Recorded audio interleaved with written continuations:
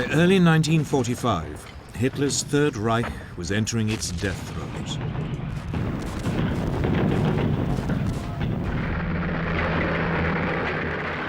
In the west, Allied forces had pushed to within striking distance of the Rhine. In the east, the Red Army was crossing the Polish border into Germany.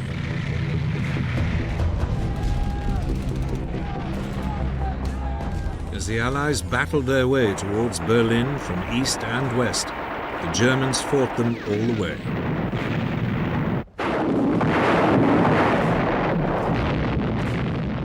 But it was a hopeless task. By May 1945, Hitler would be dead, and Germany finally defeated.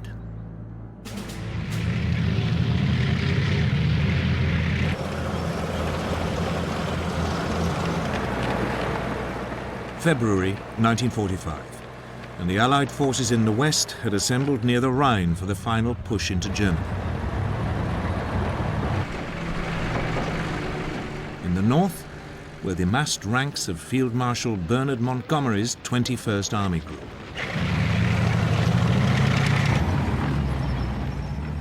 To its south was General Omar Bradley's 12th Army Group. It included the US Third Army, commanded by General George Patton.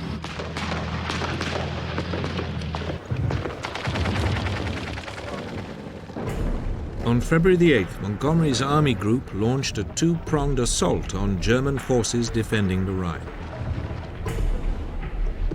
The northern prong had to fight its way through the wooded countryside.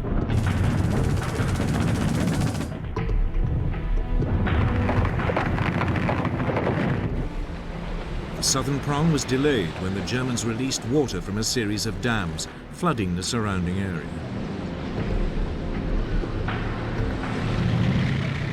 It would be over 2 weeks before the two prongs met up on the west bank of the Rhine. By early March 1945, Montgomery's forces were in control of some 60 miles of the west bank of the river. The next task was to cross it.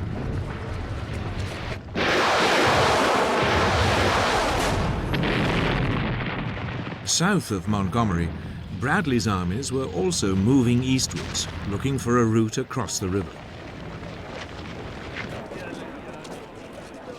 On March the 7th, 1945, they reached the Rhine at Cologne.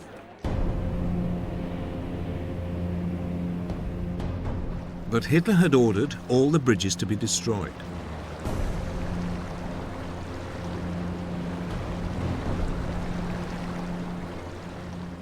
Then, as the US forces explored further south, they found one bridge still intact near the small town of Remagen.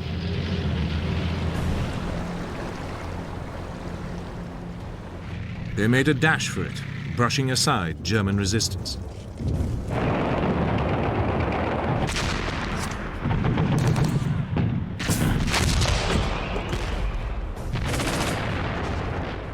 Then, just as they were about to cross it, there was an explosion. But against the odds, the bridge remained standing. A small group of Americans raced across it, desperately cutting any wires that looked like demolition cables. US commanders began to push men across as fast as possible.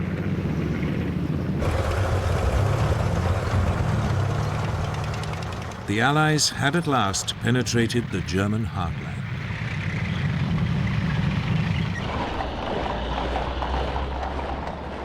In Berlin, news of the capture of the bridge at Remagen infuriated Hitler. 5 junior officers were court-martialed. 4 were shot. In addition, the long-suffering German commander in the west, Field Marshal Gerd von Rundstedt, was sacked.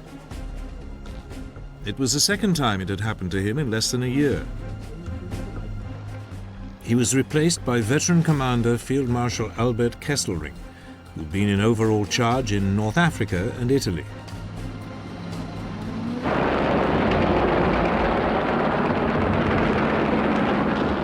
Over the next week, the Germans launched desperate air attacks to try and destroy the bridge at Remagen.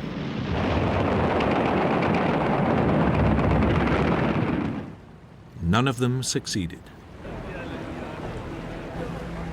Then, suddenly, on March the 17th, while combat engineers were repairing it, the bridge unexpectedly collapsed.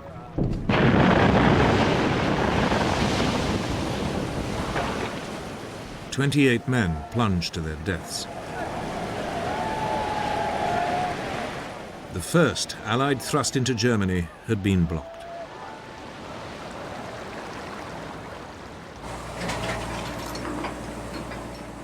Meanwhile, further north, Montgomery was preparing the first full-scale Allied crossing of the Rhine.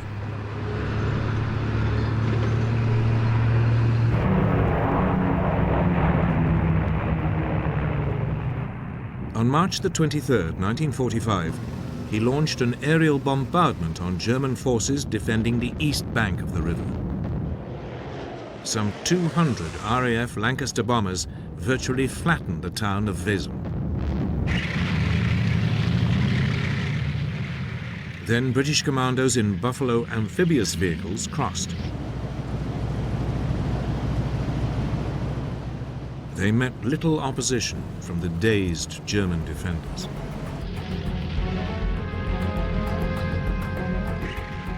Other divisions followed.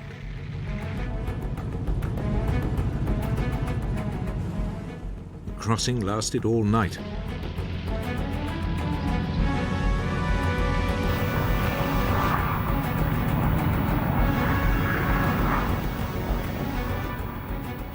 The following day, in the largest airborne operation of the war, 17,000 men of British 6th and US 17th Airborne Divisions were dropped to seize key positions east of the river.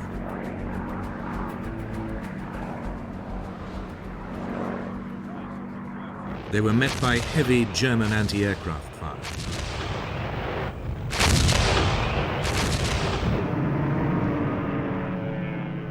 A newsreel report told the story. In a short time, hundreds of gliders make their hazardous landings, their men beginning the fight as soon as they land. One glider has its wing shot away when only 50 feet from the ground.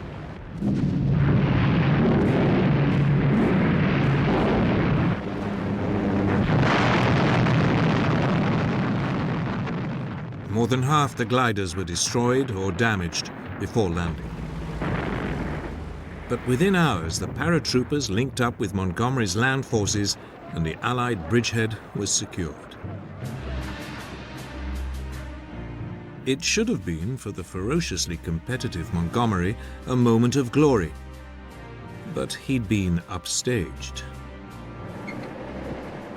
The night before, his great rival, General Patton, had unexpectedly crossed the Rhine near Oppenheim and had already entered Germany.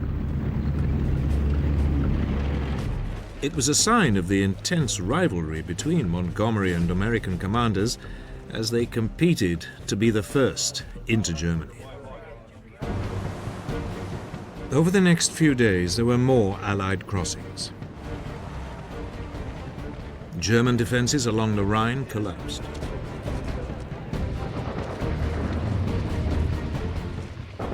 In the north, Montgomery now pushed deeper into Germany, towards Munster.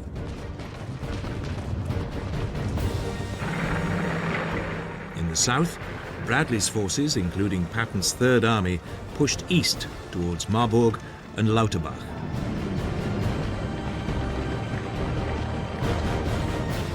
The major German city of Frankfurt am Main was circled and bypassed.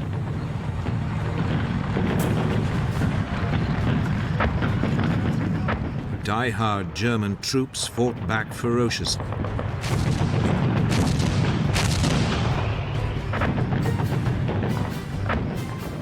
But by now there was no question that the Germans were finished.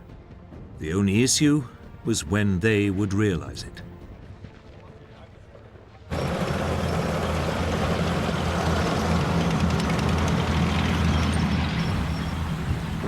As the Western Allies battled their way across West Germany, Stalin's Red Army in Poland prepared to launch a major offensive on Germany's eastern border.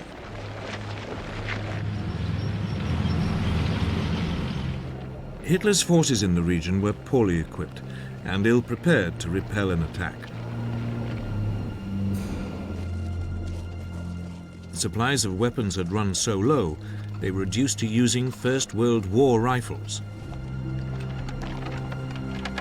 German intelligence estimated the Red Army's infantry outnumbered them 11-1. The Russians also had vastly more tanks and artillery. But the Germans had nothing left. Hitler's strategic reserve had already been used up on the Western Front.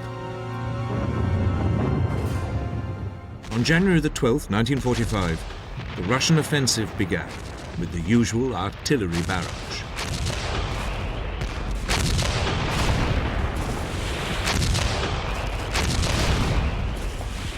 It stretched along a 300-mile front.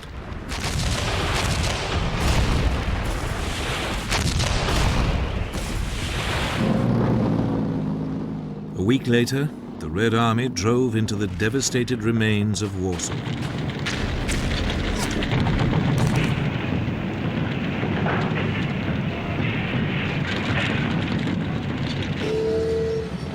They then pushed westwards towards the German border, 300 miles away.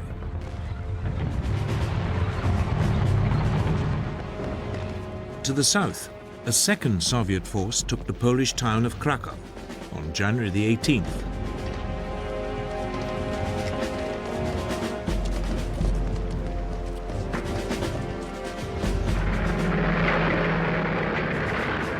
As the Soviet forces now raced westwards on a broad front across Poland, they left behind pockets of German resistance in cities like Poznan and Breslau.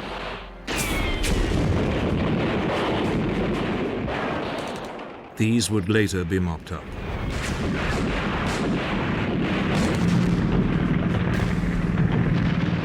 By the end of January 1945, Soviet troops had crossed the German border and reached the river Oder.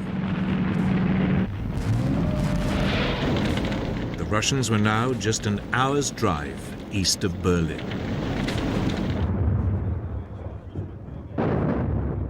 For the veteran Russian commander Georgy Zhukov, it had been a triumph. He had traveled 300 miles in just 14 days. It was one of the fastest and longest blitzkrieg advances in military history.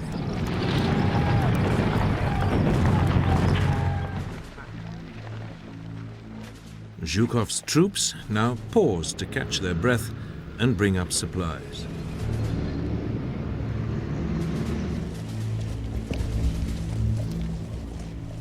They were soon joined by a second group of Soviet armies that dug in to their south on the river Neisse.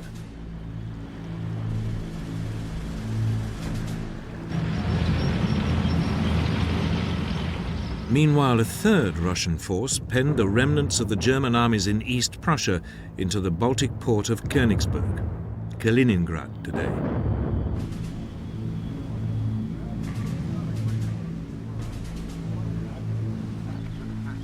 Hitler had appointed the SS chief Heinrich Himmler to command his forces in the neighboring region. It was a sign of how deeply he had come to distrust his army generals. But Himmler had no military knowledge or experience.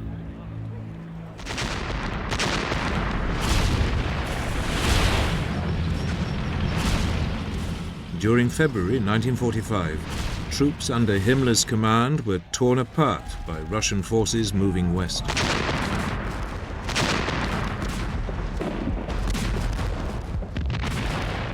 This time Hitler could have sent reserves. A large force of German troops still occupied the Courland Peninsula in neighboring Latvia. But in another bizarre decision, Hitler refused to allow it to break out and provide assistance. He was still committed to holding on to land, his Lebensraum, however irrelevant or wasteful it might now be.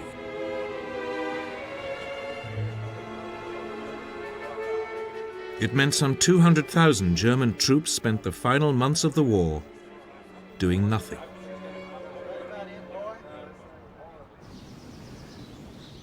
The Red Army now prepared for its final assault on Berlin. It lay less than 50 miles away.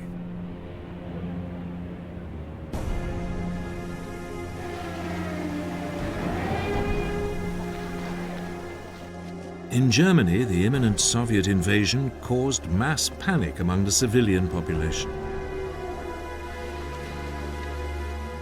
The Russians had seen firsthand the horrors perpetrated by the Germans in the Soviet Union. They'd witnessed whole towns and villages destroyed, their inhabitants massacred. They were now very clearly looking for revenge. There were horrific tales of Russian rape, murder, and pillage.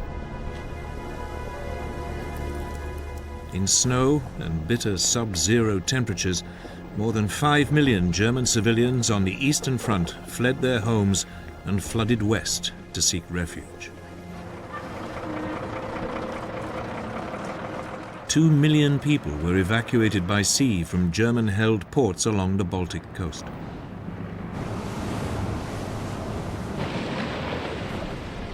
They were easy pickings for Soviet submarines.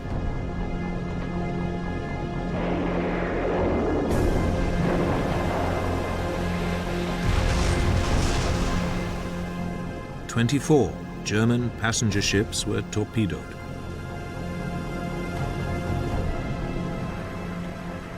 They included the cruise liner Wilhelm Gustloff, which had over 10,000 people on board. Barely 1,000 survived, the worst loss of life ever in a single incident at sea.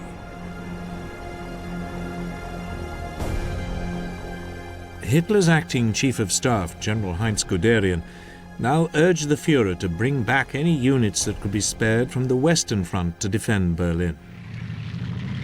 Hitler agreed and brought back the elite 6th SS Panzer Army.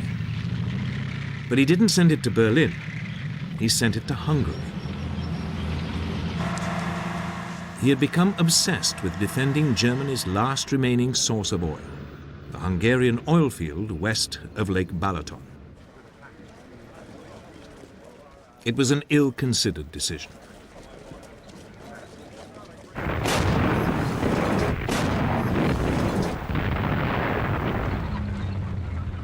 In Hungary, the panzers were hopelessly outnumbered by the Russians.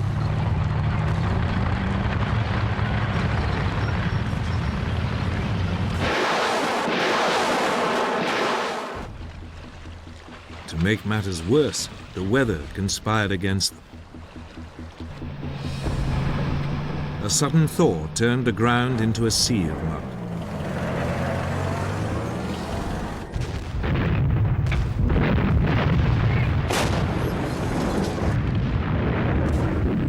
For several days, the panzers struggled to hold back the advancing Russians.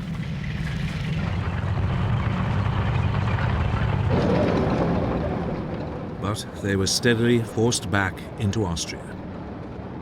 Soon they were drawn into the defense of Vienna as the Red Army advanced towards the Austrian capital.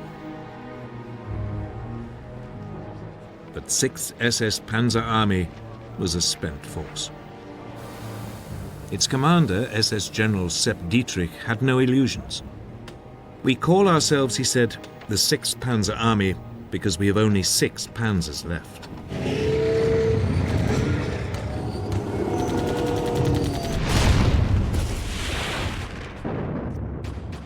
On April the 10th, the Red Army swept them aside and took Vienna. As they did so, the question now became, who would be the first to reach Berlin? Would it be the Red Army or the Western Allies? The race for Berlin had become not just a military, but a political issue.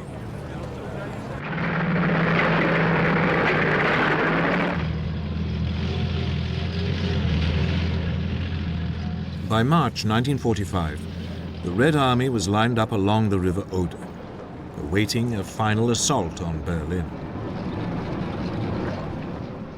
It presented the Allied military command in the West with a dilemma. Berlin was less than 300 miles from their advanced positions. Most Allied commanders wanted to race to the city to beat the Russians. But at a conference a month earlier in the Black Sea port of Yalta, the Allied leaders had divided up Germany into zones of influence. Berlin was firmly inside the Russian zone. So Eisenhower was instructed to tell his commanders to ignore Berlin and spread out to take the rest of the country.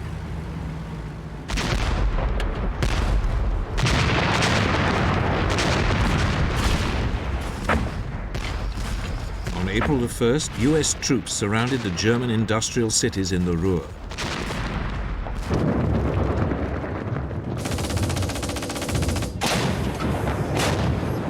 German soldiers occupying the area put up a stiff resistance.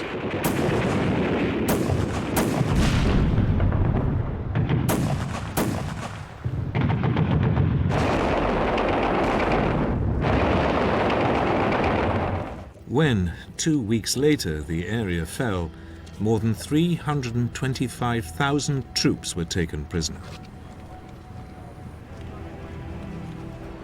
It was one of the largest number of German prisoners taken in the war so far. The German commander, the die-hard Nazi Field Marshal Walter Model, committed suicide.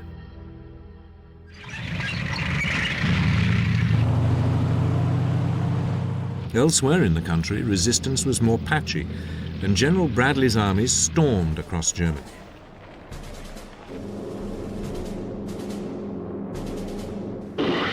By April the 18th, 1945, the US forces had punched a corridor through to the Czech border, splitting Germany in two.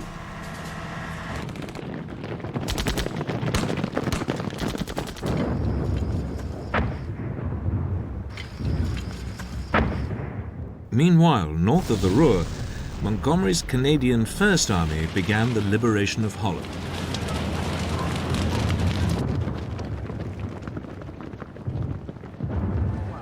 The Dutch had suffered horrendously during the bitter winter of 1944-1945.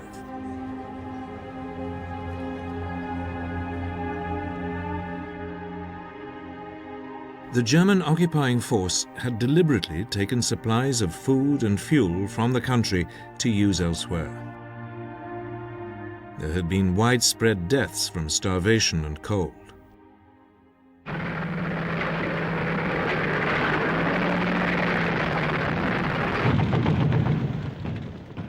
The Dutch town of Arnhem was seized on April the 15th, 1945.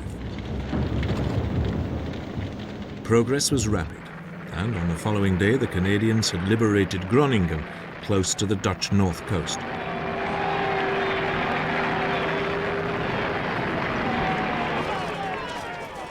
That left a German army virtually intact, but surrounded near Amsterdam.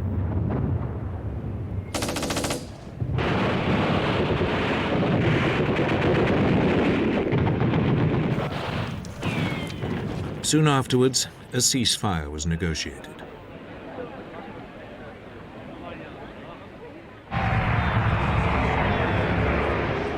Allied aircraft now roared over the Dutch countryside, dropping food and medical supplies.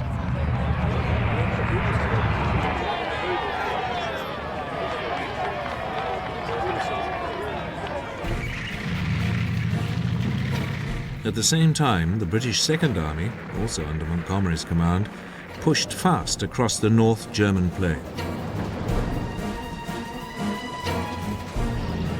Osnabrück fell on April the 4th.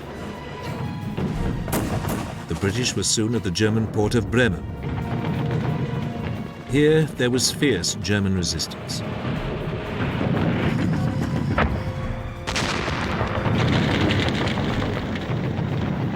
It took 9 days of house-to-house fighting before the port was secured.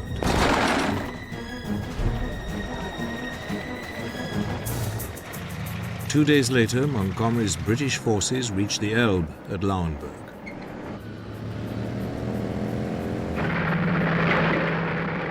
As the Allies advanced across Germany, they now came across horrific new evidence of the Nazis' final solution.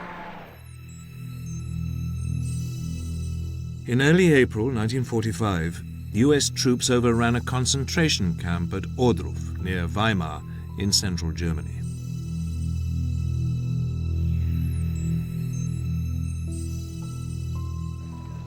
A visibly shocked General Eisenhower paid a visit. The SS had evacuated most of the prisoners, but they had left behind piles of bodies.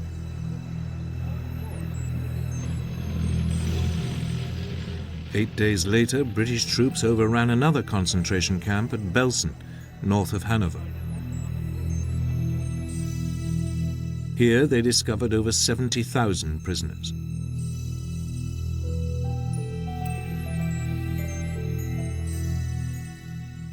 Thousands were already dead. The remainder were starving and disease-ridden.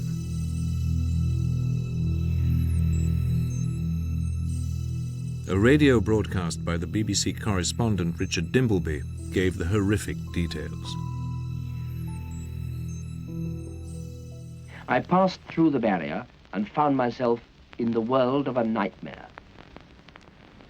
The living lay with their heads against the corpses, and around them moved the awful ghostly procession of emaciated, aimless people, with nothing to do and no hope of life, unable to move out of your way, unable to look at the terrible sights around them. It was as though they were waiting their turn.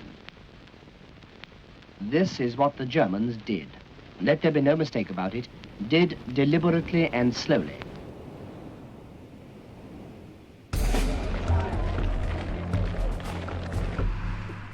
Meanwhile, far to the south, in Italy, the German front was also starting to collapse.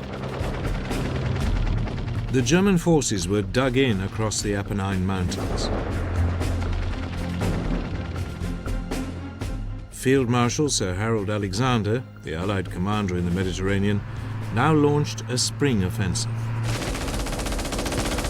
On April the 9th, 1945, British troops attacked, pulling German forces in from along the front.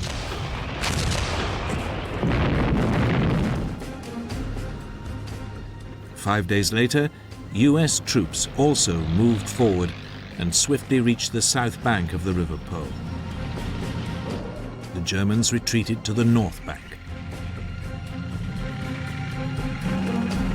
But Hitler's commander in Italy, General Heinrich von Wietinghoff, had no illusions that he could hold back the Allied advance for long. So he now made approaches to the Allies, and on April the 29th surrendered unconditionally. It would take effect from May the 2nd, 1945. This was the first formal surrender of German forces anywhere in Europe.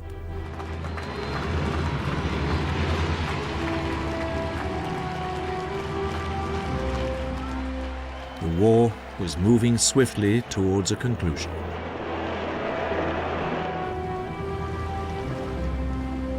Back in Germany, American and Russian forces had by now met up on the Elbe near Leipzig. The moment the world has been awaiting so long, when a lie from west meets a lie from east. The meeting was achieved on April 26, when a detachment of the American 69th Infantry Division, under Major General Reinhardt, was rowed across the Elbe to the Russians assembled on the far bank. The stage was set for the final assault on Berlin. Hitler was desperate. He now turned to the old and very young for help in defending the city. His 1,000-year Reich was preparing for its final, apocalyptic struggle to survive.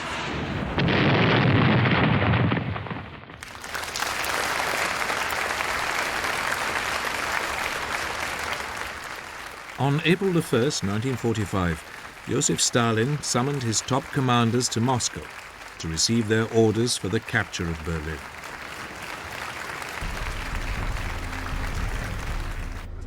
Marshal Georgy Zhukov, Russia's most successful commander, would make the main assault from his bridgehead on the Oder River. A second group of Soviet armies, under Marshal Ivan Konev, would cross the river Neisse further south and push deep into Germany, bypassing the German capital.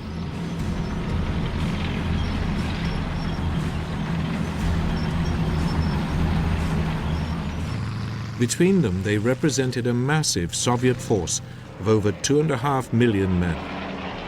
They were equipped with 6,000 tanks and self-propelled guns, and 40,000 guns, mortars, and rocket launchers. But the Germans were never going to make it easy. The city was defended by about 1 million troops. Many were dug into strong defensive positions, particularly along the Silo Heights, a steep escarpment rising out of the Oder Valley and slap in front of Zhukov's point of assault.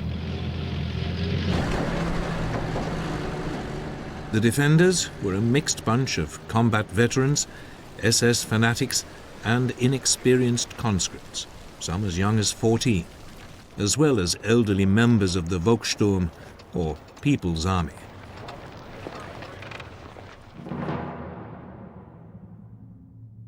By now, Hitler had retired to a bunker under the Reichschancellery in Berlin.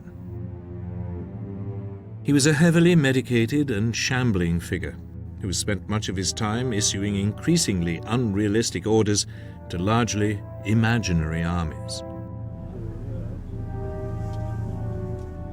His public appearances were becoming ever more rare.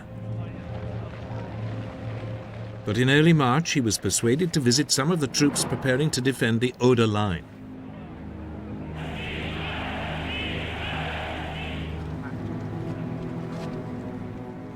Later, in the same month, he emerged to inspect a small group of Hitler Youth soldiers.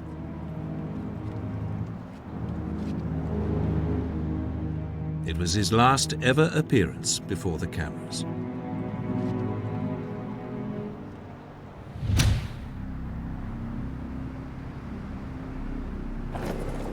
Then, on April 13th, 1945, the US President, Franklin Roosevelt, died of a heart attack. He had been one of the architects of the war, responsible for throwing America's might behind the Allied offensive.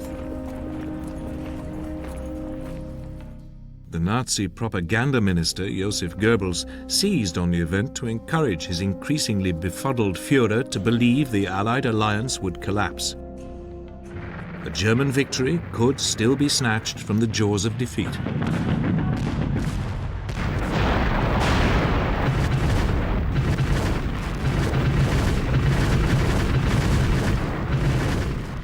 But any illusions were rapidly dispelled.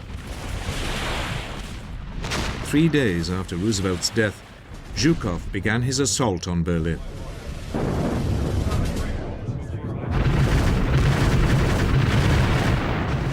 He had 1 gun for every 13 feet of the front.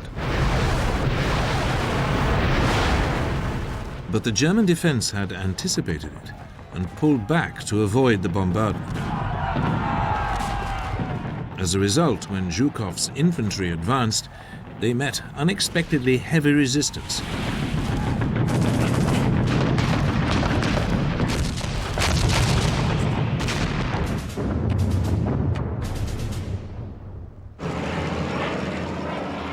Desperate to retrieve the situation, Zhukov threw in his tanks. But they too were soon bogged down.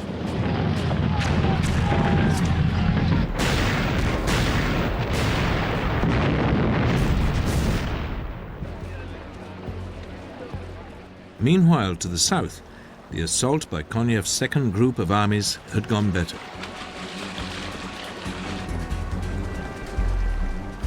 His troops had crossed the Neisse River and were well on their way to the next obstacle, the River Spree.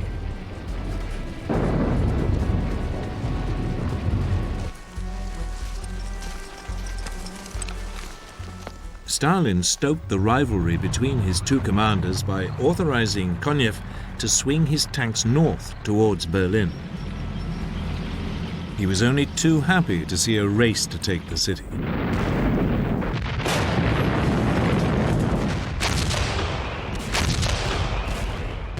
After 3 days of savage fighting, Zhukov's troops managed to enter the eastern suburbs of Berlin.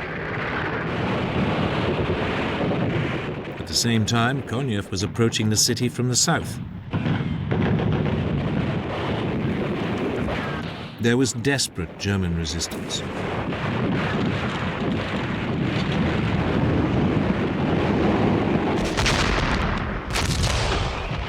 But on April the 25th, the Soviet armies met up and the final assault on Berlin began.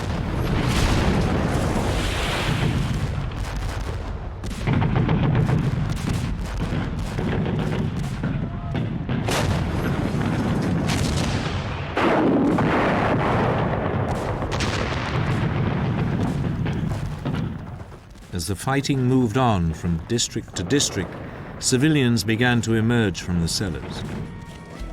But the Russians took little notice of the flags of surrender.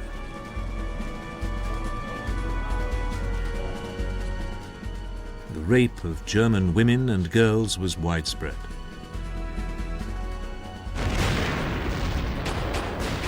After 3 more days of fighting, the city's remaining defenders were pinned down in a narrow strip of central Berlin less than 2 miles wide.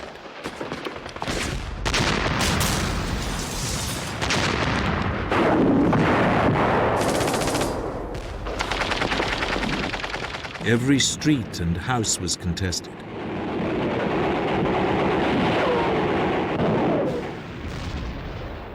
Then, on the morning of April the 30th, Soviet troops began an assault on the Reichstag, the German parliament building.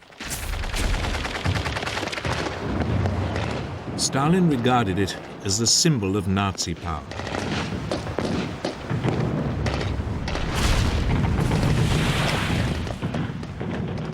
They were stopped by heavy fire. So they blasted the building at point-blank range with heavy artillery.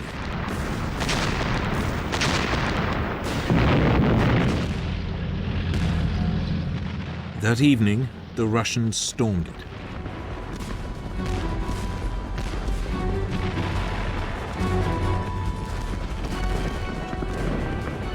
Fighting raged from room to room and up and down corridors and staircases.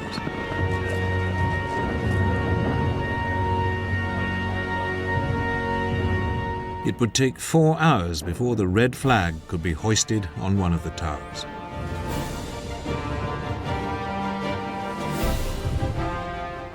The next morning, on May the 1st, 1945, the event was restaged for the cameras.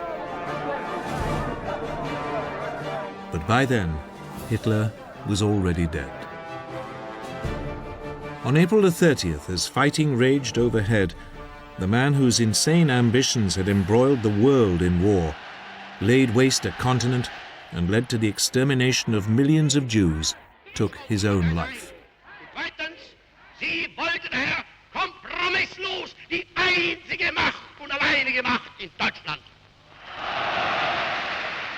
Wir können glücklich sein zu wissen, dass diese Zukunft restlos... His longtime mistress, Eva Braun, who he'd married the day before, died with him.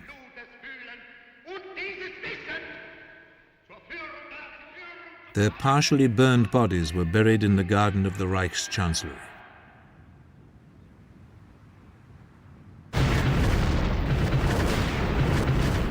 But the fighting continued.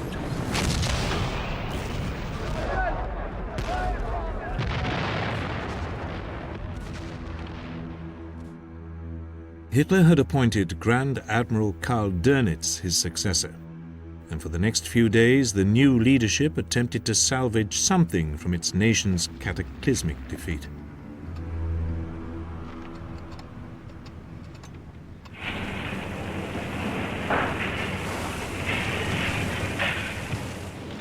On May the 1st, 1945, the day after his death, German people were told that their Führer had fallen in battle. But they were told to continue the fight against the Bolshevik menace.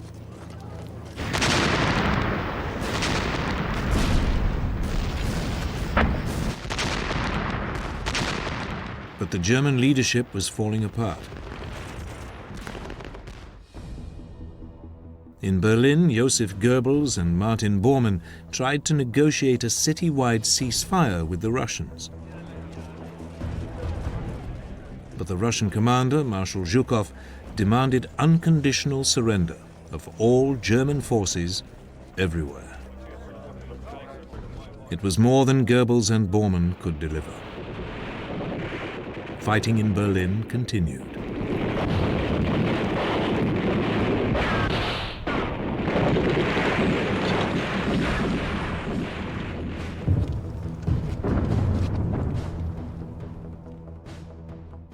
Later that evening, Goebbels and his wife killed their 6 children and then committed suicide themselves.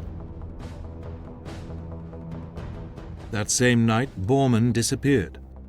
Eventually, in the 1990s, DNA testing confirmed that a body found in Berlin was his.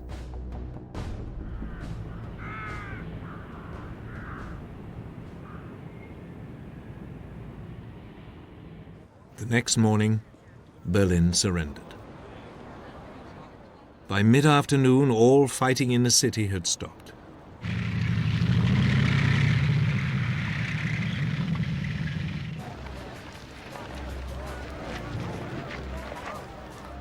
Across the country, the pace of the German surrender now gathered momentum.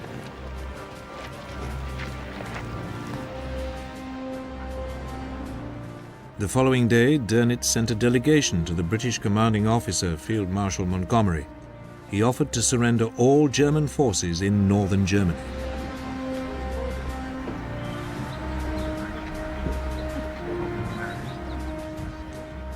Montgomery sent a reply saying he didn't have the authority to accept a surrender on behalf of the Americans or the Russians. He could only accept the surrender of those troops fighting him. Dönitz had no choice but to agree to Montgomery's terms. But that left Germany still fighting in the rest of the country.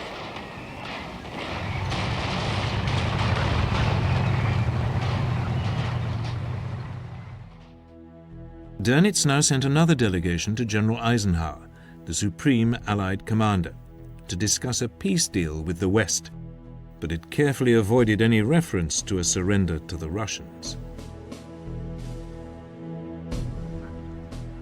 Eisenhower rebuffed him and insisted that only the unconditional surrender of all German forces was acceptable. Once again, Dönitz was forced to back down.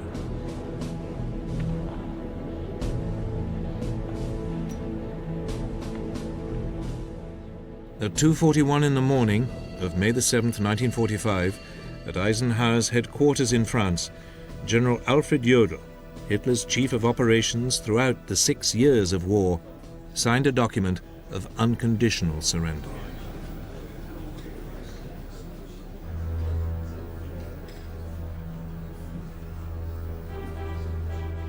Eisenhower's chief of staff, Walter Bedell Smith, signed for the Western Allies. General Ivan Suslopurov signed for the Soviet Union.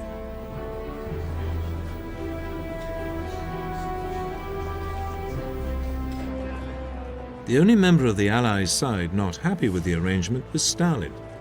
The Soviet Union had suffered too much to miss out on its own humiliation of the Germans.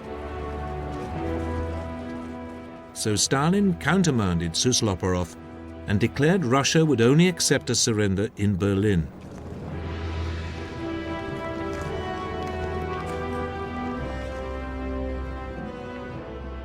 It meant that the following day, Hitler's former chief of staff, Field Marshal Wilhelm Keitel, signed a second surrender document to satisfy Stalin.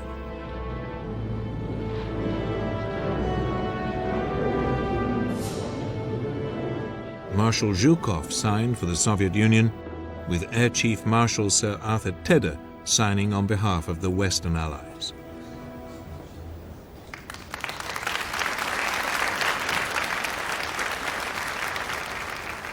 In January 1943, the late President Roosevelt and Premier Churchill met in Casablanca. There they pronounced the formula of unconditional surrender for the Axis powers. In Europe, that formula has now been fulfilled.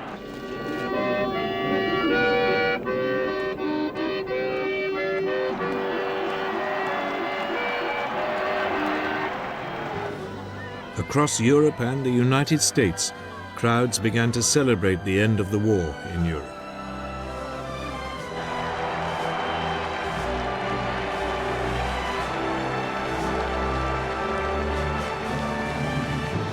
From now on, the day after the German surrender, May the 8th, would be known as VE Day, Victory in Europe.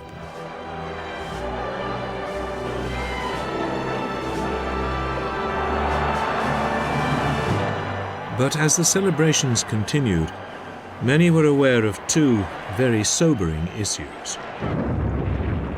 In the East, Japan was still fighting.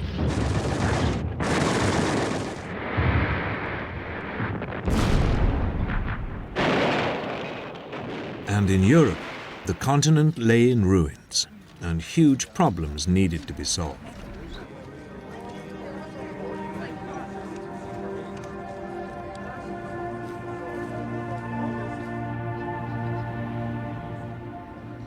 Millions of Germany's concentration camp victims and slave laborers would need help to rebuild their lives.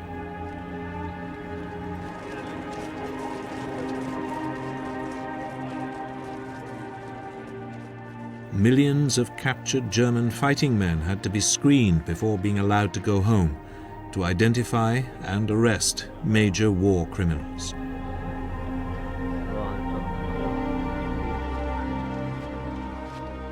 The SS was a particular target.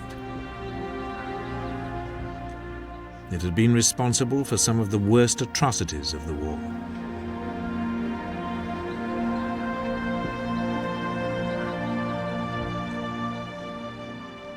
Leading Nazis like Hermann Goering, head of Hitler's Air Force, were rounded up and paraded in front of the cameras.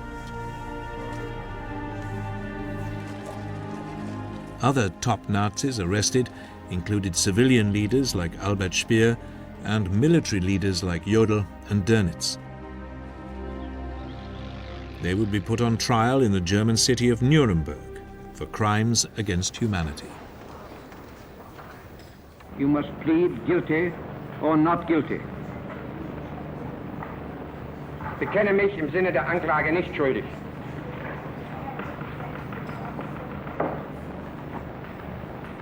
Rudolf Hess, you must plead guilty or not guilty. Nein. That will be entered as a plea of not guilty. The Nazi leadership received sentences ranging from the death penalty to 10 years in prison. Goering committed suicide before he could be hung.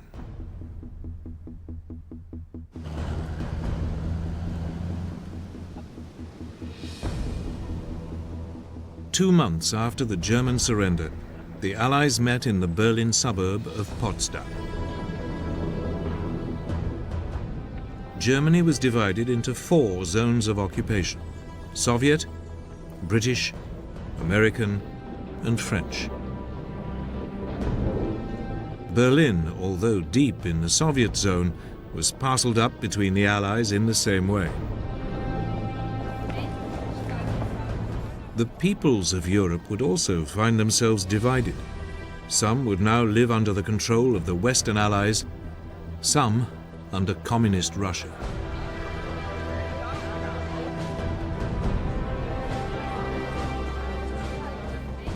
But before any of this could be faced, there was still the war in the Pacific to be won.